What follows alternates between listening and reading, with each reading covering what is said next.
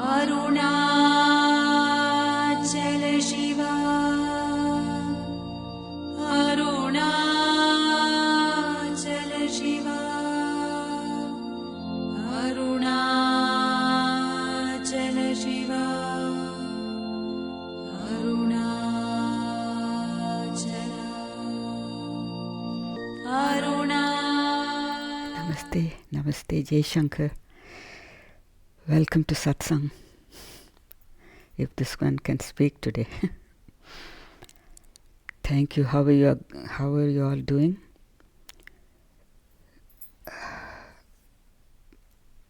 So today what was coming up is we're going to talk a little bit about karma, Sharanagati and love.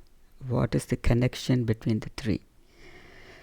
So coming to karma, we have taken innumerable lives and we have innumerable karmas.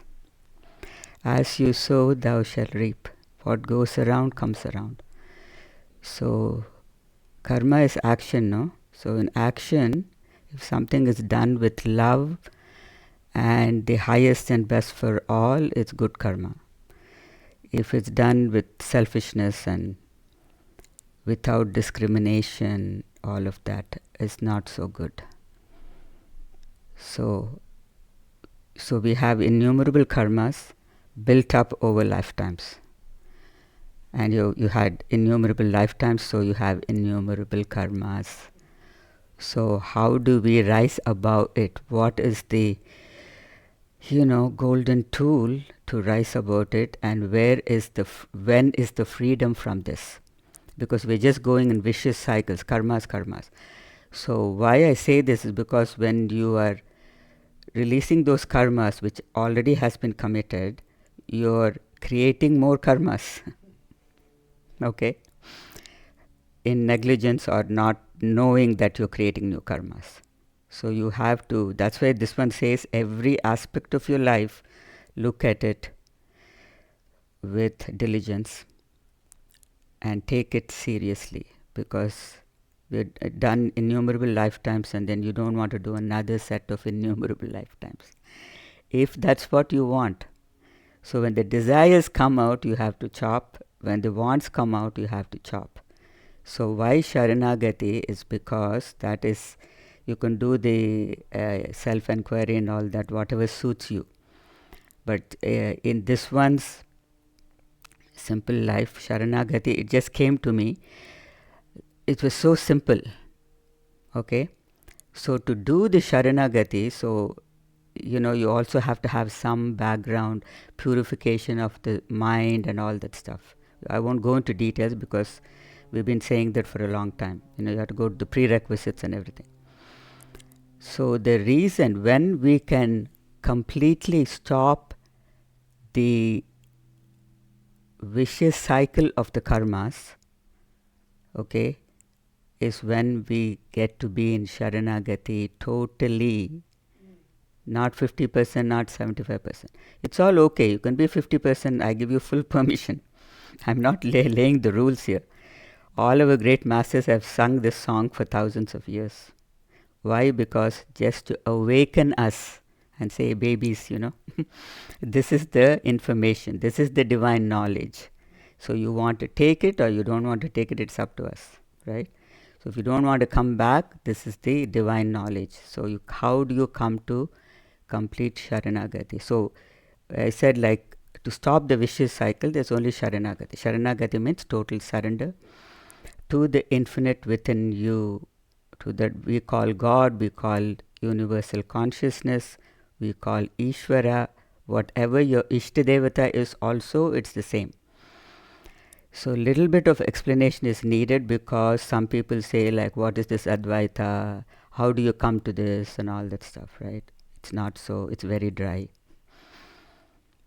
So initially, right, in Hinduism, in the Vedantic truths, we start from very young having an Ishtadevata, means like some God that you love, you fall in love. You have like an inclination because of your karmic background. One will like Ganesha, one will like Jesus, one will like Shiva, one will like Mother Mary, one will like Durga, whatever. right? The Shakti. Whatever it is, it's okay. You start communication with that aspect of God in a very simple way, humble way, okay? As a child or teenager or even as a young adult, whatever it is, even it can be now. So what happens is you're building a communication and a relationship with that form of Ishvara. It's a formless Parabrahman is there, but then the forms are there to kind of bring you closer to that recognition that you can love God. Otherwise, you're saying like, oh, what am I? Whom am I talking to? Who's listening to me? It's Parabrahman. I don't know. It's my metaphysical stuff, right? So to say it in a nutshell, you're loving this God. This one used to have Shakti, which is Rajeshwari. When I was a teenager, I was given the mantra by my Swamiji. I did that for many years. All after that, Shiva came. And he told Swamiji, Swamiji, I like Shiva now. I mean, I don't know why Shiva is coming. He says, okay, no problem. And he gave me the Shiva mantra. So we are guided by the gurus. We are guided by the great masters who have gone through all of that, who have experienced the infinite within them. And then only they're speaking from that experience. So this one is just a little child. I actually know nothing and I am nothing. Truthfully, that's the state. And whatever is speaking is happening. So when you come to the true Sharanagati is when the hand of grace starts flowing in your life and starts eradicating all these karmas in a very nice way.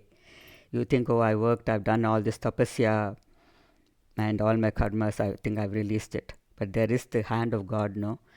Because the grace comes only because He wants to love you. He wants to give you the grace. But before that, you also have to say, please take me as I am, whatever this is. I don't know anything. I'm making all kinds of mistakes. I have all these desires. I have all these wants. I don't know what to do with it. Can you be that humble and offer it to Him?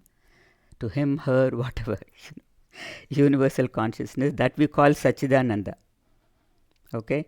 So when you're offering everything, so when you're going from the Ishtadevata to just offering to that Ishtadevata, then there is amazing subtle clarity which makes you feel like a child, which makes you feel, hey, you know what, I don't have to worry about anything. I can just go and pray to God and everything will be fine. That's the starting point. Then when you're in total Sharanagati, that is total surrender, the prayers simply drop. Why? Because when you're in total Sharanagati, you know everything is taken care of, that Lord within you, the Goddess, whatever. The self is only one, folks, so all gods are okay. Okay. So when you come to that point, there is a clarity and there's an expansiveness which tells you everything is taken care. I cannot tell you how you come to that. It's only by tapasya and by abhyasa, which is practicing what we're talking about now, coming to Sharanagati, coming to complete surrender, so that the grace starts flowing, okay? And you cannot be impatient because you've got innumerable lifetimes, innumerable karmas, and you want everything done in a lickety split. Boom! I prayed to Shambho today, I want everything gone. So patience is needed. Okay, so just assume that you are in the state this one is talking about. You are in total Sharanagati and grace is simply flowing. And it takes care of all the karmas, which means like if you were going to lose, like this happened to this one. If you're going to lose a leg, right, you will get a little snub on your toe. Okay, so compared to losing your leg, you got a snub on the toe and you say, oh my God, why is this God doing to me? It's so painful, right? You don't realize, you could have been amputated your leg. You could have missed your whole leg. It's saving you from that, right? So like that, you have to keep simply witnessing everything in your life and take it as grace and be grateful about it. Because if you're grateful for a little thing, more things will come to you. And this one is this, it's that just experience, So you have to come to the total Sharanagati. Till you come to the total Sharanagati, it's not going to lift you. The grace is always flowing, but really truthfully, to tell you the truth, you have to come to total Sharanagati to feel and to experience that grace 24/7. Then everything is dropped. Like when you're praying, sitting, okay, I want to pray to God. What do you pray for? He's already taken care of everything in your life. Even though you may think like, oh no, I need this. So watch out for those desires. So everything has to be dropped, and you're coming to the surrender. Even while you're surrendering also, some kleshas will come up. You will have to simply see and discriminate. Okay, I really feel like doing it. It's like an attraction. Okay, attraction, distraction, desire, whatever, it's all the same. Okay, so you want to go with the flow with it, and then you'll have to pay. What goes around comes around. So full freedom is given. Okay, it's up to you. What do you want? You want freedom now? You want to work for it for the rest of your life, or you want to just, no, I like life better, and you want to come? That's totally fine with this one. You're not going to be free. You're going to be in sorrows. A super happiness, like you'll be happy, like in the Shastras it says, one day you're supremely pleasantly happy, the next day sorrow. Happiness is just next time sorrow. So when do you come to the established state where this or that happens also, neti, this also, that also, not that, not this. Okay, right? It's like a razor's edge. So you accept everything, but who are you within? So what we talk about is the inner renunciation. So you can simply be multitasking several things in your life, and everybody will think, oh, you're an ordinary person doing everything. But within that, do you need to impress somebody that you are enlightened? Okay. So simply keep working on yourself every moment so that you can come to that established state of no change. That changeless reality presents itself very vibrantly. It may be subtle in the beginning, but it's super vibrant later on. You cannot do anything. You just say, okay, I'm supposed to go and sit in the satsang today. And I'm going, okay. That's what will present, and it's beautiful. In that state, now where is the prayer in that state? What am I going to say in satsang? It's talking anyway. So that surrender, right? You are in the state. Now you have dropped the name and form. I'll come to the doership in a minute because somebody asked a question. So then when you're in the state of total surrender, and then what happens is just peace, presence, and contentment. No matter what, like you have very little money, you have no good health, okay? Everything is, the whole world is dropping on your head. Feels like that, right? Even then, you feel you are taken care of. That is the state of total Sharanagati. Now, when you are experiencing this, then what is there that emanates from that state of being is love. Like, not just love, it's unconditional love. Okay, so that's where the connection is. When you're purified with the karmas, then you come to Sharanagati. From Sharanagati, you come to love. And when you come to the state of unconditional love, end of story. Because out of that unconditional love, you'll be simply, conducting your life. And you don't know something is conducting your life. You're not even present because the doership has dropped. When this profundity is felt, this immense, expansive, glorious thing is felt in your heart, are you going to stick to the manifestation? Oh, I'm Sharda, I'm so and so, I need to do this. Who tells you anything to do? You know what I mean? You have to watch those subtle desires that come up in the place of a friend or this or that. You have to watch. So you can be friends with everybody. You have to look at your deep, because you are the policeman, right? You are the thief and you are the policeman. You have to watch. So there's a purification of the ego, right? The Shuddha Buddhi I've told so many times. When the mind is purified only, it will come kind of saying like, okay, master, how can I serve you? Now what you're doing, you're the slave, and you're saying, how can I serve you, my little ego? Because I can't do without you. You're so fantastic. You give me all these great ideas and I can't drop it. So you have to choose. You want to be the slave the rest of your life and lifetimes and innumerable lifetimes, or you want to just come be the simple master sitting there and saying, you know what, I don't know anything, but I've decided not to listen to you today, this moment. I'm not listening to you. Then only Ishvara can enter. Because he will simply sit and say, oh, I'll give the child freedom, no? Like he's doing something, let him do, let her do, it's okay. So in the meantime, who's to lose? Not Ishvara. You're the loser, right? Because you're missing out on time. So we're coming to, so in that established state, your love is flowing unconditionally. Ishvara is flowing through you, through your beingness, to humanity or to a small group or to whatever, okay? So looks like the dropping the doership is very, very painful, no? Because innumerable lifetimes you have been with that doership, innumerable karmas you have created. So if I tell you, don't drop the doership and don't think like, what is the purpose in my life, I must do this, it's very painful, right? So you have to first of all be very gentle on yourself, because you have gone through so many lifetimes. Be very gentle on yourself. Simply witness, why is it so painful? Who is feeling the pain? The one who's feeling the pain is the manifestation. Call the name and form. That one is feeling the pain. But are you really just the manifestation? No, right?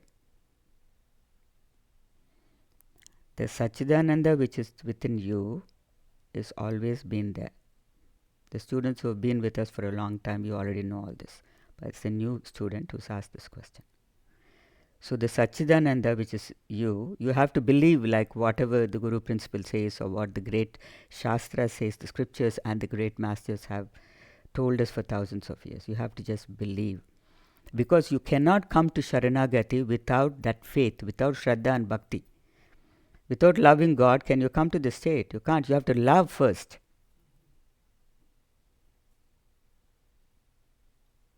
So dropping the doer is difficult, but go through the day trying to not think like this one wants to do this. One day you take a break and say, today I am not going to, coming from the personality, which I know that everybody has so many things to do. And like we talked about in the satsang, doing happens till the day you die. Okay? Doing happens till the day you die. But if the doership is there, then there is sorrow, there is pain, there is suffering. When the doership has been dropped, then everything is simply a flow.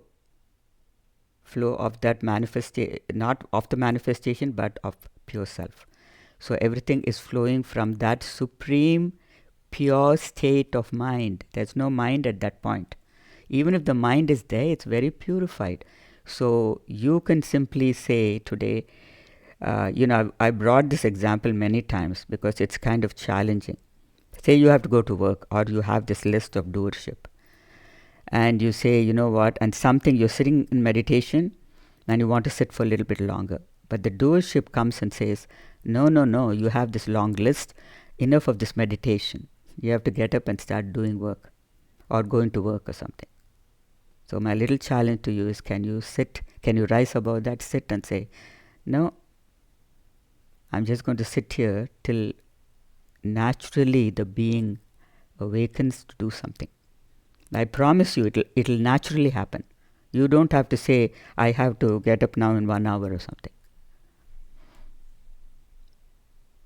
The day you say that you're not kept an alarm for your meditation and you can just come out, you just give yourself that little permission to say, oh, if I go over an hour also, it's okay, I can catch up with work.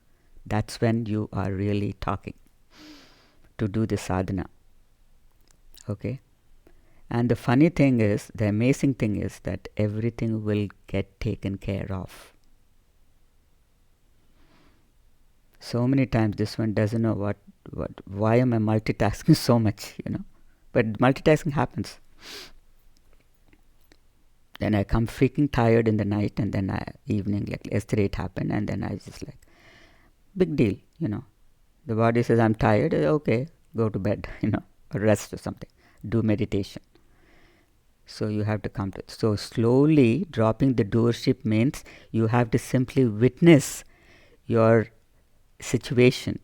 Which situation you're so addicted to? Which situation are you so attached? See, the doership comes from attachment. You have to drop the attachment that this form is so and so, and this form needs this and that and that. And you have a long list. Just drop the list, drop the freaking world, drop the illusory world. That's all I can tell you. Just drop everything and see. See the magic, which awakens within you. Because Ishvara, or the pure self, is just waiting. Have you recognized me? I am right here. I am right here. Not even a second away from you. And you're searching all over the world for this one. That's all it is. So slowly, don't be judgmental on yourself. Just be very kind. If you feel painful of dropping the doership, just look at the pain and see, why should I be pained by this? I'm simply dropping this chore, or XYZ, whatever you have the list, or whatever you think you have to do or achieve in this lifetime. You're going to simply drop. That you have to do it, and that's why my Swamiji used to say you have to be a warrior angel. You have to be a warrior angel to drop your freaking ego. And its nonsense and its sabotaging has to be dropped. Because there is a fear that comes up, right? After so many years also people who have been, they still have this fear. It's only fear of death, not fear of anything else except fear of death. Ultimately, say, oh no, I'm not, a lot of people say, I'm not afraid of death, I can die anytime. And few people who say that, whom I know, is that they haven't even started the path. They say, I'm not afraid of death. Yeah, right. When it knocks on your door, you just watch it then. I'll be near you, So simply keep witnessing the fear. Every time you want to do something and you feel, oh no, if I sit for an hour, then what's going to happen? You simply witness that and figure out that, this can be dropped also. Everything can be dropped. I'm only telling you an inner renunciation. After you come out from that state, you're simply going to get up and put some food in your mouth or whatever it is. I don't know. And you have to go step out to something. You're driving and you're saying, why am I driving now? Oh, you have to go here. Autopilot. Then life becomes so simple because there's no thinker. Then later on, when you're experiencing this beauty also, the experiencer drops.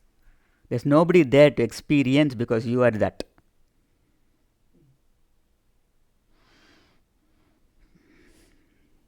You know what I mean? And if everybody sees you as a human, so what? You're so perturbed about it. Oh, they don't think I'm so great. I've been in with Ma for so long or whatever. I am this very core group of sadhakas. Who are you? So come to that simplicity of like you are nothing, you are nobody, and yet the infinite flows within you, a spectacular state, brings you to that spectacular state. Okay, I hope the question has been answered. Just diligently do dropping the doership, because, some strong words were used, right? Like even if it costs my life, I cannot drop the doership. So, what life? You've taken so many lifetimes. Now at least you're here, no? At least you're sitting here, devoted to this cause. And now when you say like you're surprised that you don't really feel like doing that anymore. That itself is a progress. If suppose, see, the doership is simply coming out of you, but the self within you says, enough of this. That's an awakened state, right? Like an awakening. When I say awakened state, it's not like you're enlightened. Because most people say, I've been awakened. Lot of abhyasa has to happen till you come to that established state where you are not moving this way or that way. Even then something will hit you. And you say, oh, okay, no need for judgment. This happened, it's divine will, so what, Okay, thank you so much. We'll just play some music and please give your feedbacks. Not at the 12th hour, no? If you can send your questions or even your feedbacks, because what we're doing here, it's just simply a flow. So is it enriching your lives in some way? Okay, are you able to awaken and be established in this truth, in this knowledge?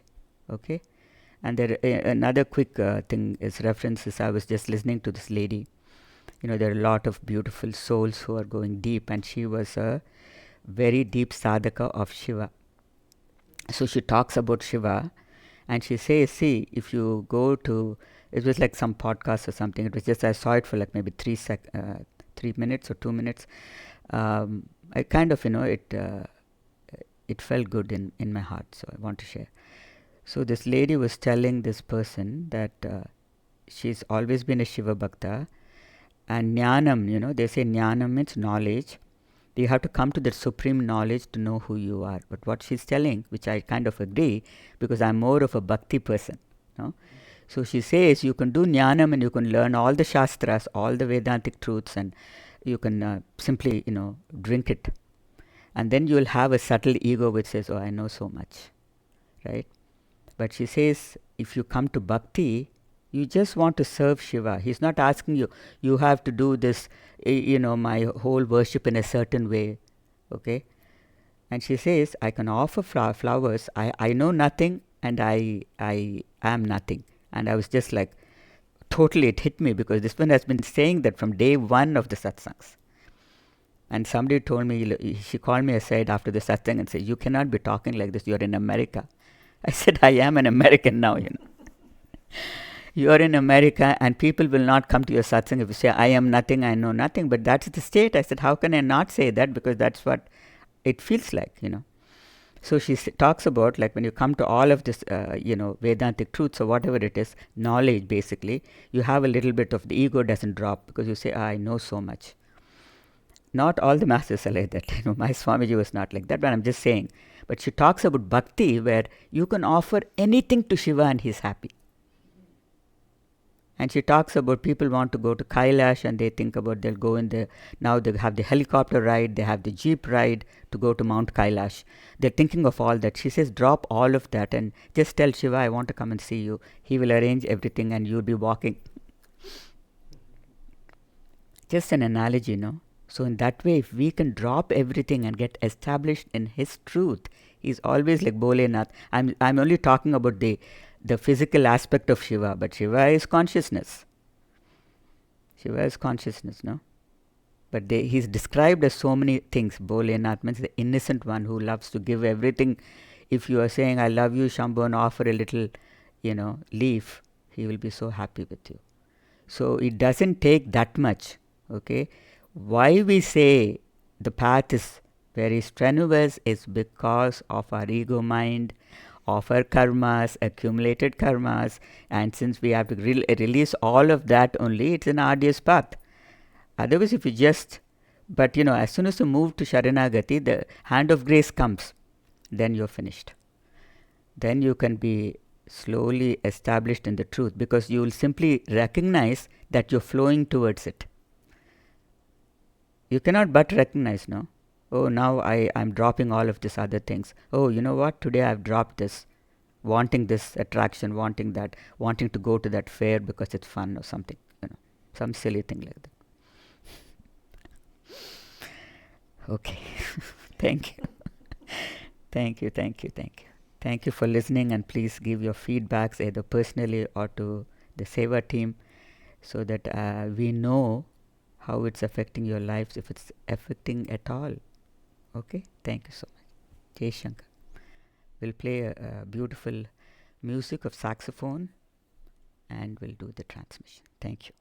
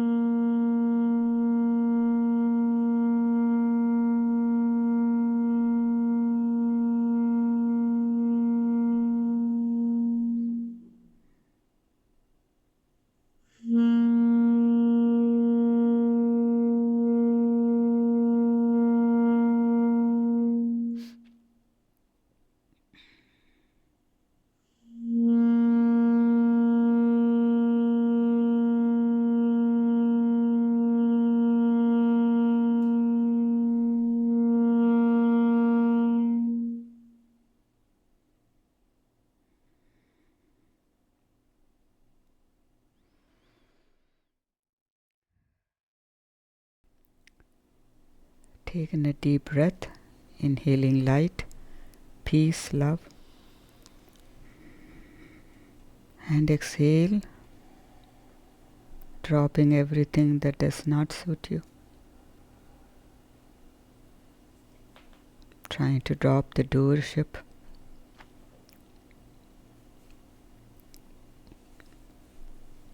Deep inhalation, inhaling light, peace, love, and exhale,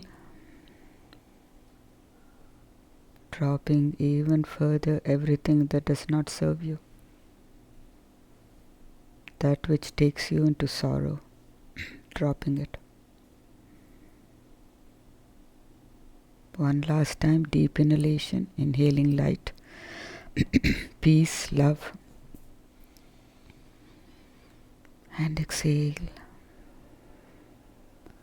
dropping, not being this or that, just being, and letting go of the illusory world for this 1 hour.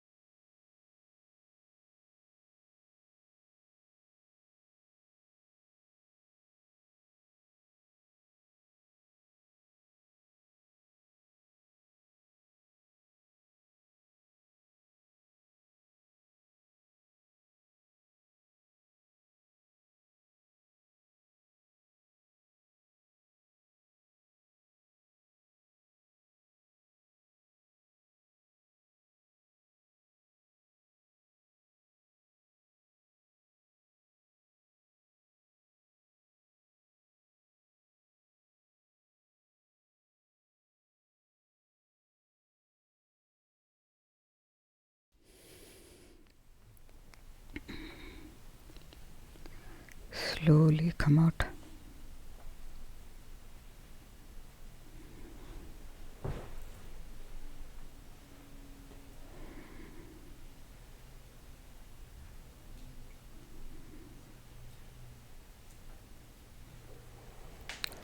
Take in a gentle breath, inhaling light, peace, love,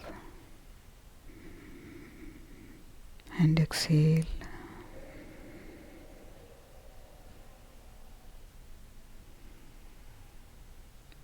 Gentle inhalation, inhaling light, peace, love,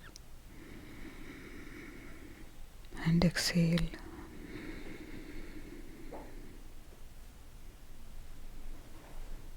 One last time, deep inhalation, inhaling light, peace, love, and exhale.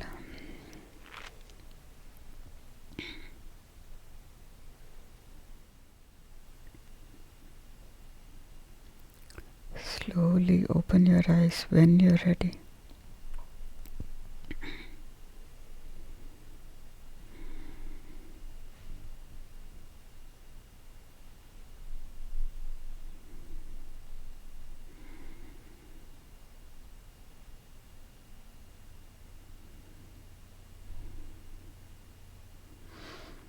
Thank you.